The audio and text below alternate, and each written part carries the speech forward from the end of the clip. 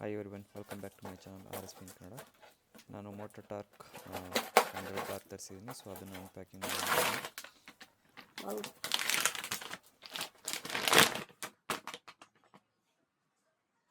ನೋಡ್ಬೋದು, ಹೀಗೇನೆ ಹ್ಯಾಂಡಲ್ ಬಾರು ತುಂಬ ಗಟ್ಟಿಯಾಗಿದೆ, ತುಂಬ ಸಾಲಿಡಾಗಿ ಕಾಣಿಸ್ತಾ ಇದೆ.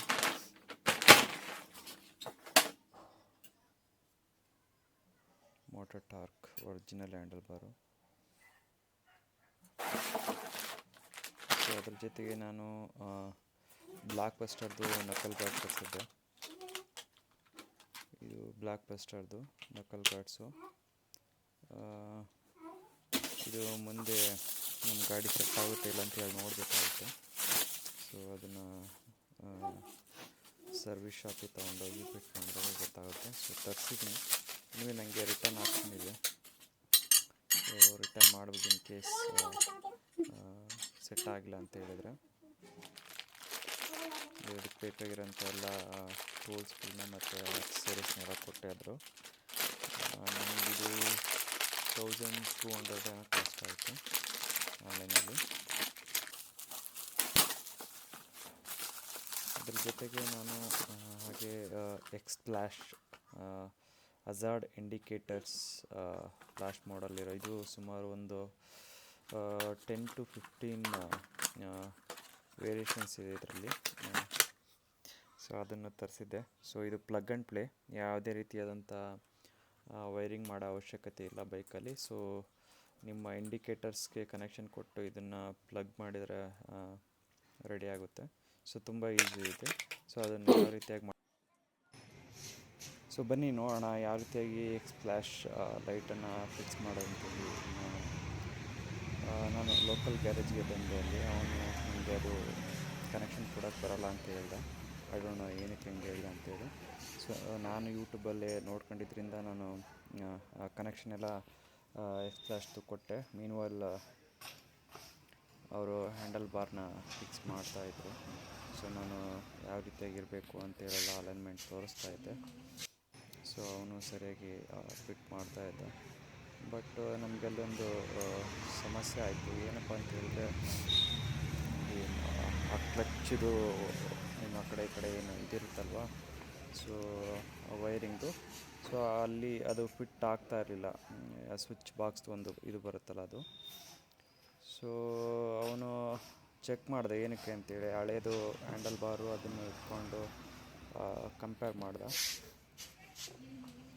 ಕಂಪೇರ್ ಮಾಡ್ತಾ ಇರ್ಬೇಕಾದ್ರೆ ಒಂದು ನಮಗೆ ಅನಿಸಿದ್ದು ಏನಂದರೆ, ಒಂದು ಹೋಲ್ ಇರುತ್ತೆ ಆ ಕಡೆ ಈ ಕಡೆ ಹ್ಯಾಂಡಲ್ ಬಾರ್, ಅದು ಏನು ಆ ಕಡೆ ಈ ಕಡೆ ಇರುತ್ತಲ್ವ ಅದನ್ನು ಲಾಕ್ ಮಾಡೋದಕ್ಕೆ. ಸೊ ಅದು ಹೋಲು ಡಿಫ್ರೆಂಟಾಗಿತ್ತು, ಅಂದರೆ ಅದಕ್ಕೆ ಲಾಕ್ ಆಗ್ತಾ ಇರಲಿಲ್ಲ. ಅಲ್ಲಿ ಕೆಟ್ಟಿರೋ ಹೋಲ್ಗೂ ಮತ್ತು ಈ ಹಳೆ ಹ್ಯಾಂಡಲ್ ಬಾರಲ್ಲಿರೋ ಹೋಲ್ಗೂ ಅದು ಡಿಫ್ರೆನ್ಸ್ ಇತ್ತು. ಸೊ ಅದಕ್ಕೆ ನಾನು ಸೊ ಅವರು ಸಾರಿ ಸರ್, ನಾವು ಎಕ್ಸ್ಪಲ್ಸ್ 4Vದು ಹ್ಯಾಂಡಲ್ ಬಾರ್ ಕಳಿಸ್ಬಿಟ್ಟಿದ್ದೀವಿ ಅಂತ ಹೇಳಿದರು. ಸೊ ಅಷ್ಟರೊಳಗಡೆ ನಾನು ವೈರಿಂಗ್ ಎಲ್ಲ ಮುಗಿಸ್ಕೊಂಡಿದ್ದೆ. ಸೊ ಮತ್ತೆ ಅವನಿಗೆ ಹೇಳಿದೆ, ಸೊ ಏನು ಮಾಡೋಕ್ಕಾಗಲ್ಲ, ವಾಪಸ್ ಕಳಿಸಿ ಅಂತ ಹೇಳಿದರು ಕಸ್ಟಮರ್ ಕೇರ್ ಅವರು. ನಾನು ಅದಕ್ಕೆ ಮತ್ತೆ ವಾಪಸ್ ಕಳಿಸೋದು ಎಲ್ಲ ಇನ್ನೂ ಇದಾಗುತ್ತೆ, ಸೊ ಚಾರ್ಜಸ್ ಎಲ್ಲ ಜಾಸ್ತಿ ಆಗುತ್ತೆ ಅಂತ ಹೇಳಿದ್ದಕ್ಕೆ, ಸರ್ ನೀವು ಬೆಂಗಳೂರಲ್ಲೇ ಮೋಟೋ ಟಾರ್ಕ್ ಕಂಪ್ನಿ ಇದೆ, ಅಲ್ಲಿ ಹೋದರೆ ಎಕ್ಸ್ಚೇಂಜ್ ಮಾಡಿಕೊಡ್ತಾರೆ ಅಂತ ಹೇಳಿದರು. ಸೊ ಅಲ್ಲಿಗೆ ಹೋಗೋಕ್ಕೆ ತುಂಬ ದೂರ ಆಗ್ತಾಯಿತ್ತು. ಸೊ ಹಾಗಾಗಿ ನಾನು ಒಂದು ಆಪ್ಷನ್ ತೊಗೊಂಡೆ. ಸೊ ಯಾಕೆ ನಾವು ಹಳೆ ಹ್ಯಾಂಡಲ್ ಬಾರ್ ಥರನೇ ಇರೋ ಸೇಮ್ ಪೊಸಿಷನಲ್ಲಿ ಒಂದು ಹೋಲ್ ಹಾಕ್ಬಾರ್ದು ಅಂತೇಳಿ, ಸೊ ಅದ್ರದ್ದು ಮಾರ್ಕೆಲ್ಲ ಮಾರ್ಕ್ ಮಾಡಿಕೊಂಡು ಈ ಅಣ್ಣಂಗೆ ಕೇಳಿದೆ, ಇಲ್ಲೇ ಮಾಡಿಕೊಡ್ತೀರಾ ಹೋಲ್ ಅಂತೇಳಿ. ಸೊ ಅವರು ಆಗಲ್ಲ ಅಂತ ಹೇಳಿದ್ರು. ಅದಕ್ಕೆ ಇನ್ನೊಂದು ಗ್ಯಾರೇಜಿಗೆ ಎತ್ಕೊಂಡು ಬಂದೆ ಬೈಕು. ಸೊ ಇಲ್ಲಿ ಅವರು ಫಿಟ್ಟಿಂಗ್ ಎಲ್ಲ ಮಾಡಿಕೊಡೋದಕ್ಕೆ ಮತ್ತು ಹೋಲ್ ಹಾಕ್ಕೊಡೋದಕ್ಕೆ 1000 ರೂಪಾಯಿ ಕೇಳಿದ್ರು. ಸರಿ, ನಾನು ಏನು ಆನ್ಲೈನಲ್ಲಿ ಆರ್ಡ್ರ್ ಮಾಡಿದ್ನಲ್ಲ ಅವ್ರಿಗೇನೆ ಕೇಳಿದೆ, ಈ ಥರ ಇಷ್ಟು ಕೇಳ್ತಿದ್ದಾರೆ ಅಂತೇಳಿ. ಸೊ ಅದಕ್ಕೆ ಅವರು ಓಕೆ, ಇನ್ನೇನು ಮಾಡೋಕ್ಕಲ್ಲ, ಹಾಕ್ಸಿ ನಾವೇ ರೀಫಂಡ್ ಮಾಡ್ತೀವಿ ನಿಮಗೆ ಅಂತ ಹೇಳಿದ್ರು. ಸರಿ ಆಯಿತು ಅಂತೇಳಿ ಇಲ್ಲಿ ಹಾಕ್ಸ್ತಾಯಿದ್ದೀನಿ. ಬೆಂಡ್ ಆಗಿಬಿಡುತ್ತೇನಂತ.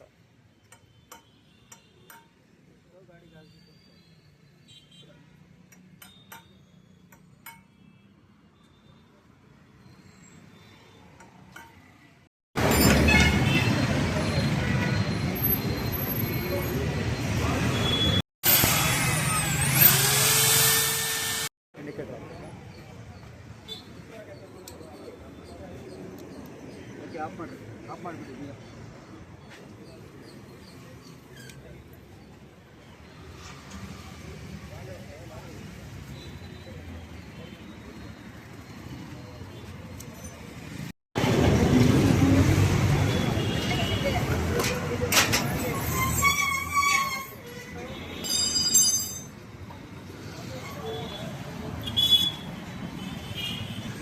ಇದ್ರ ಜೊತೆಗೆ ನಾನು ಮಿಕ್ಸ್ ಮಾಡಿಕೊಂಡು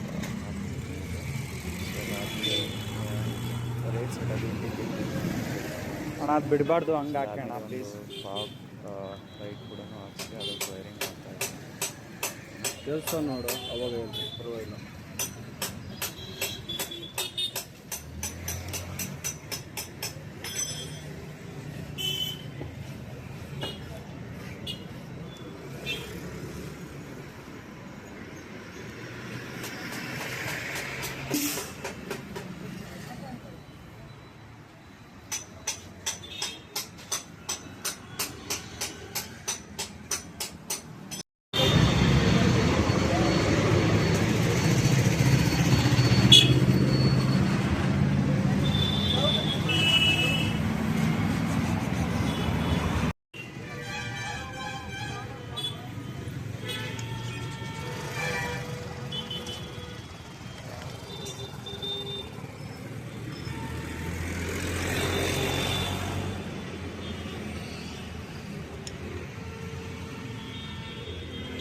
ಹಾಕ್ಸಿದ್ಮೇಲೆ ಸ್ಕ್ರೂ ಎಲ್ಲಿದೆ? ಸ್ಕ್ರೂ ಹಾಕ್ಬಿಡ್ಲಾ? ತುಂಬ ಚೆನ್ನಾಗಿ ಅನ್ನಿಸ್ತಾ ಇತ್ತು, ಸಖತ್ತ ಫೀಲ್ ಇತ್ತು. ಸ್ವಲ್ಪ ಒಂದು 10 mm ಹೈಟ್ ಜಾಸ್ತಿ ಆಗಿದೆ ಅನ್ನೋ ಫೀಲ್ ಇತ್ತು compared to the stock handlebar. So ನನಗೆ ಓವರಾಲಾಗಿ ಕಾಸ್ಟ್ ಆಗಿದ್ದು ಹ್ಯಾಂಡಲ್ ಬಾರ್ಗೆ 2000 ವಿತ್ ಫಿಟ್ಟಿಂಗು, ಎಕ್ಸ್ಪ್ಲಾಶ್ 1500 ಆಯಿತು. ಸೊ ಫಾಗ್ ಲೈಟು ಮತ್ತು ಇಂಡಿಕೇಟ್ರ್ ಅಂತೇಳಿ ಅದಕ್ಕೆ 2000 ರೂಪಾಯಿ ಆಯಿತು, including all service charges. So ಈ ರೀತಿಯಾಗಿ ನನ್ನ ಹ್ಯಾಂಡಲ್ ಬಾರ್ ಬಟ್ ತುಂಬ ಸಖತ್ತಾಗಿದೆ, ಚೆನ್ನಾಗಿದೆ, ಸ್ಟಡಿಯಾಗಿದೆ. Thank you.